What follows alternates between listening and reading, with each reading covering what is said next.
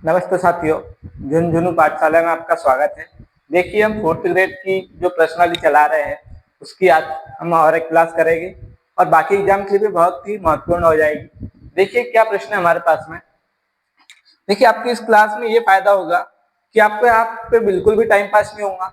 यहाँ मैं किसी और भी कोई दूसरी जो बातें होती है बिल्कुल नहीं करता हूँ, सीधे आपको क्या करवाता हूँ, क्वेश्चन करवाता हूँ। इतने जितने क्वेश्चन मैं आपको 20 मिनट में करवा देता हूँ उतने आप और कहीं भी देखोगे तो आपको कम से कम 1 घंटा की वीडियो देखना पड़ेगा। वही मैं कंटेंट आपको 20 मिनट में दे देता हूँ। ठीक है, तो सब्सक्राइब जरूर करना, कमेंट करके बताना जरूर। ठीक है, धन्यवाद। देखिए, अग्नि का पर्यायवाची नहीं है। अब प्रश्न में ये ध्यान देना है कि क्या पूछा गया है ना, एक बार लास्ट में जरूर देखना कि हाँ पूछा है कि नहीं पूछा है। तो हमसे नहीं पूछा है तो अग्नि का पर्यायवाची पावक होता है, क्योंकि अग्नि क्या करती है, हम कोई अगर मर जाता है तो उसका हम क्या करते हैं, अंतिम संस्कार, उसको अग्नि देते हैं। तो अग्नि क्या करती है, पावन कर देती है, किसी भी चीज को क्या कर देती है, पावक कर देती है, पावन कर देती है, पवित्र कर देती है, इसलिए उसको क्या कहते हैं, पावक कहते हैं। और अनल भी कहा जाता है। अगर अनिल की बात करें तो ये क्या हो जाएगा, हवा हो जाएगा। ठीक है, हुतासन क्यों कहते हैं, यह है हुत और असन। असन शब्द क्या क्या अर्थ होता है, असन का अर्थ होता है भोजन, है ना। आपने सुना होगा अनशन। अनशन शब्द बना है अन उपसर्ग और असन से। असन मतलब भोजन और अनशन पे बैठे हैं वो, है ना। वे लोग अनशन पे बैठे मतलब वो भूख को त्याग दिए और बैठे, है ना। ठीक, तो ये होता है इसका अर्थ। तो असन का अर्थ होता है भोजन। अब भूत यानी क्या होता है, हवन की जो सामग्री होती है, हम क्या कहते हैं, आहुति देते हैं।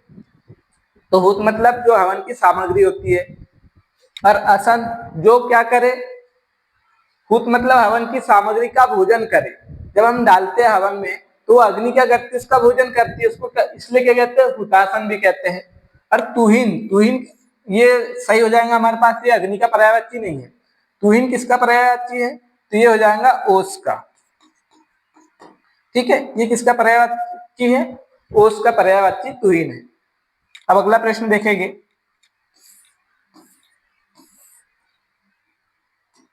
देखिए, निम्नलिखित में से मिट्टी शब्द में कौन सी संज्ञा है। तो आपको मिट्टी में बताना कौन सी संज्ञा है। तो सबसे पहले अगर हम देखें तो ये संज्ञा 3 प्रकार से होती है, उसमें जातिवाचक में 2 भेद होते हैं।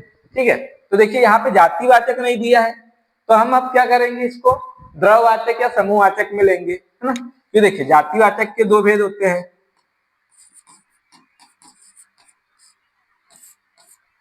एक समूहवाचक, एक होता है द्रववाचक। अब देखिए, सबसे पहले किसी भी चीज को क्या करना, छोटे भाग में लेना है। अगर से जातिवाचक संज्ञा भी यहाँ ऑप्शन में दिया है, मान लिया भाववाचक की जगह जातिवाचक है।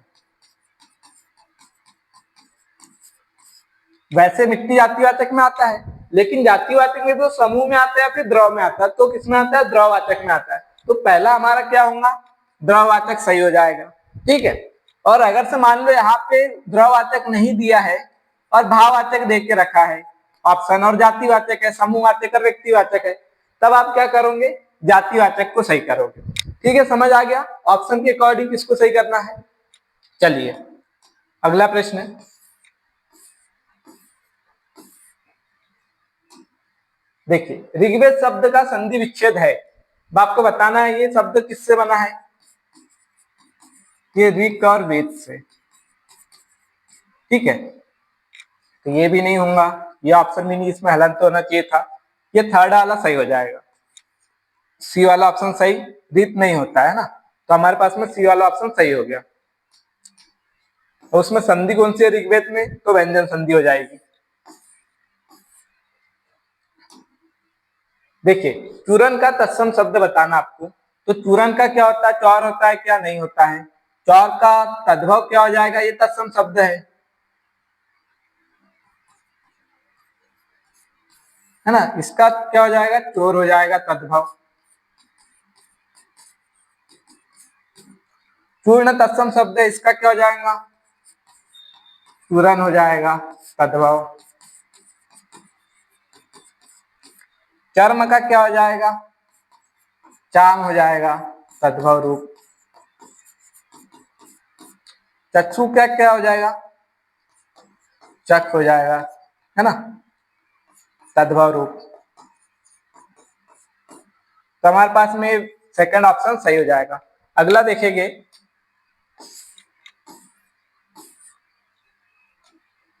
देखिए शुद्ध वर्तनी है। अब आपको बताना इसमें से शुद्ध वर्तनी कौन सी है। तो देखिए ये शब्द है अक्षुण्य नहीं होता, ये होता है अक्षुण्ण, है ना, आधा न और पूरा न, यह नहीं होता है, ठीक है। अचंभित, अचंभित शब्द होता है कि कोई शब्द ही नहीं होता है, ठीक है। इसकी वर्तनी छोड़ो, ये कोई शब्द ही नहीं होता है, ठीक। अब देखेंगे इसके जगह क्या होता है, संकित होता है, ठीक। अब देखेंगे श्रद्धांजलि, तो ये बिल्कुल सही लिखा, थर्ड ऑप्शन सही है। अज्ञानता, तो अज्ञानता भी कोई शब्द नहीं होता है, ठीक है। ये दोनों ही क्या है, कोई शब्द नहीं होते, ये बनाए गए हैं ऐसे ही, ठीक है। अब देखेंगे अगला,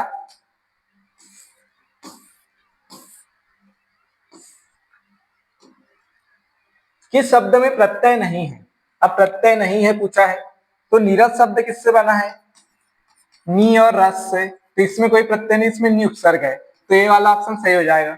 जटिल किससे बना है, जटा और इल से, ठीक है, तो इल इसमें प्रत्यय है। वैराग्य किससे बना है,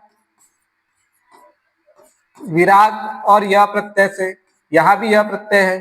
चौराहा किससे बना है, चार और हरा से, यहां भी जो हरा है ये क्या है, प्रत्यय है। तो तीनों में प्रत्यय है, लेकिन फर्स्ट वाले नीरस में प्रत्यय नहीं है। देखिए अगला प्रश्न है, किस शब्द में अप्रत्यय नहीं है। अप्रत्यय किसमें नहीं है, तो आपको बताना है। भागीरथ, ये शब्द है भगीरथ, इसमें अप्रत्यय लगा तो यहाँ का भ क्या हो गया, भा हो गया, और भागीरथ मतलब इसमें भी क्या है, अप्रत्यय है। माधव शब्द में भी अप्रत्यय है, क्योंकि ये शब्द है मधु, और अप्रत्यय लगा तो क्या हो गया, माधव बन गया। भनक में कोई प्रत्यय है क्या, मतलब कि अप्रत्यय है क्या भनक में, इसमें भनक में अप्रत्यय नहीं है, ठीक है, ये शब्द ही है, तो थर्ड वाला सही हो जाएगा। सौर में अप्रत्यय है क्या, तो यह है सुर और अ, तो इससे बन गया सौर। तो तीनों में अप्रत्यय है, लेकिन भनक में अप्रत्यय नहीं है, तो सी वाला ऑप्शन सही हो जाएगा।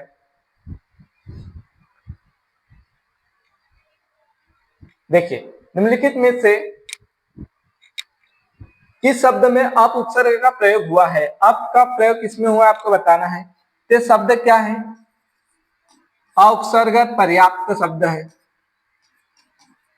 तो उपसर्ग क्या है इसमें, अ है, अप नहीं है। ये शब्द है अप और राध,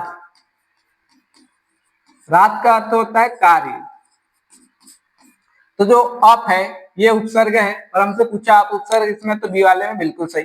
ये शब्द इसमें अ उपसर्ग है, अप नहीं है, और यह पदस्थ, अपरोक्ष में अ उपसर्ग है, और शब्द है परोक्ष। हमारे पास में बी वाला सही, जिसमें कि अप उपसर्ग का प्रयोग हुआ है।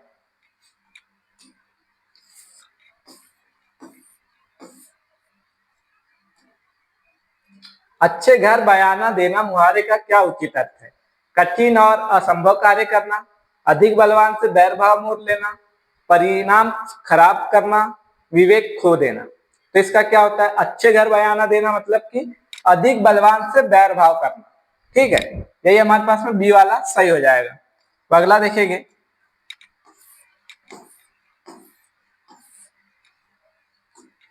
देखिए शुद्ध वाक्य कौन सा है। तुम वापस लौट आओ, बच्चों को धोकर फल खिलाओ, दवा रोग को समूल से नष्ट करती है, कुछ छात्र कमरे में घुस गए। तो कुछ छात्र कमरे में घुस गए, ये बिल्कुल शुद्ध वाक्य है, ठीक है। अब देखेंगे इनमें क्या गलती, दवा रोग को समूल नष्ट करती है, ऐसा होना चाहिए, समूल नष्ट करती है, से नहीं आएगा। से कब आएगा, जब आप लिखोगे मूल से नष्ट करती है ना। समूल लग गया तो स नहीं, यहाँ पे से नहीं आएंगे, क्योंकि समूल का ही भाव आ जाता है। समूल नष्ट करती है ऐसा होना चाहिए, या फिर दवा रोग को मूल से नष्ट करती है, इस तरीके से होना चाहिए। बच्चों को धोकर फल खिलाओ, बच्चों को धोकर नहीं, है ना, इसको फल को धोकर बच्चों को खिलाना है, ठीक है, तो यहाँ क्या है, क्रम का परिवर्तन है, तो यही पे ये अशुद्धि होगी, यहाँ भी अशुद्ध हो गया वाक्य। तुम वापस लौट आओ। अब वापस और लौट का क्या अर्थ होता है? दोनों का सेम ही अर्थ होता है। तुम वापस आओ, तुम वापस आ जाओ, ये होना चाहिए था। ठीक है, मतलब यहाँ जाओ बोला है ना, तो तुम वापस जाओ ये होना चाहिए, या फिर तुम लौट जाओ। दोनों लिख दिए, वापस और लौट दोनों का सेम मीनिंग होता है।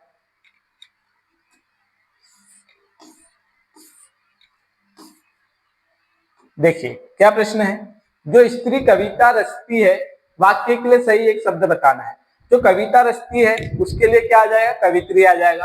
अगर पूछा कि जो पुरुष कविता रचता है तो कवि हो जाएगा, और यहाँ स्त्री पूछा तो कवित्री, बी वाला ऑप्शन सही हो जाएगा। आंसू कवि जो तुरंत कविता करे उसको आंसू कवि कहते हैं। लेखिका जो लेख लिखती है स्त्री, उसको कहते हैं। ठीक,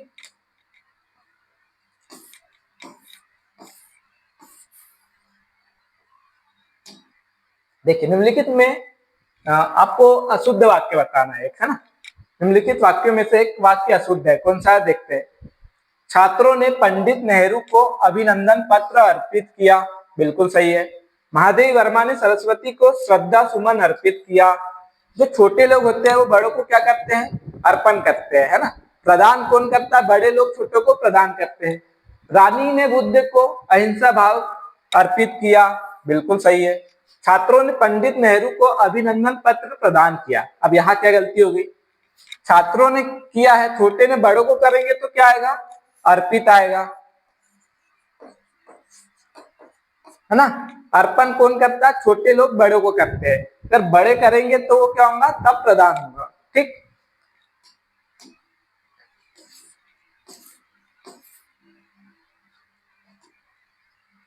कम बोलने वाला वाक्यांश के लिए शब्द बताओ। जो कम बोलता है उसको क्या कहते हैं? तो मितभाषी कहते हैं ना, मितभाषी, या फिर उसको अल्पभाषी भी कह सकते हैं। मित का अर्थ क्या होता है? कम होता है ना। जो कम खर्च करे उसको मितव्ययी कहेंगे।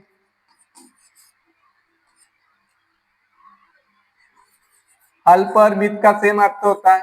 अल्पहारी मतलब जो कम खाता हो, मितहारी मतलब जो कम खाता हो। ठीक है, लघुभाषी नहीं होगा, बहुभाषी भी नहीं होगा, अभाषी भी नहीं होगा।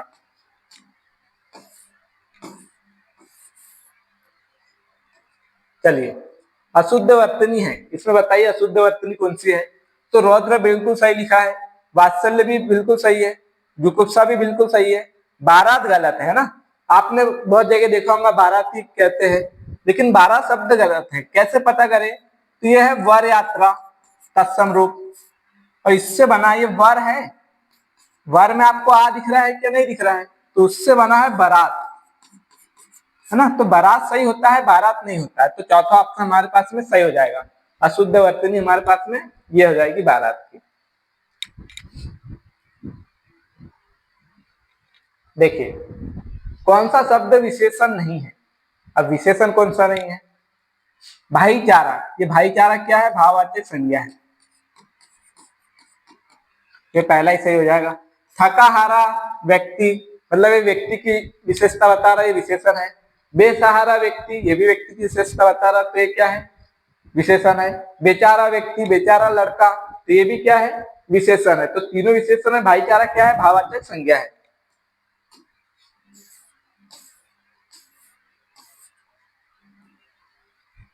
गरल का विलोम है। अब गरल का विलोम क्या होता है? गरल का अर्थ क्या होता है? विष। ठीक है, जहर। तो इसका विलोम क्या हो जाएगा? अमृत। अमृत मतलब सुधा, तो पहला ही सही हो जाएगा। गीला का क्या हो जाता है? सूखा हो जाता है। गौरव का क्या हो जाएगा? लाघव हो जाएगा। तरल का क्या हो जाएगा? ठोस हो जाएगा। ठीक है, तो इस प्रकार से हमारे पास पहला सही हो जाएगा। सन्यासी का विलोम बताना आपको।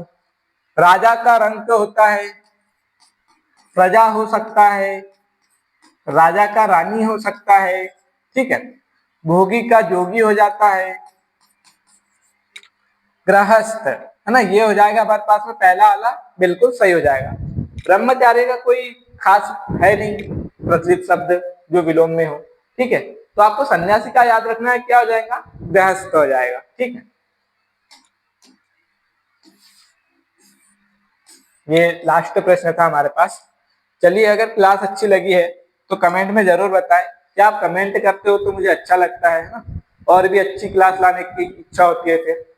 और आपका अगर कोई डाउट है, कोई क्वेश्चन हो जिसमें आपको डाउट हो, तो आप कमेंट कर सकते हैं, तो मैं अगली क्लास में उसको जरूर बताऊंगा। धन्यवाद।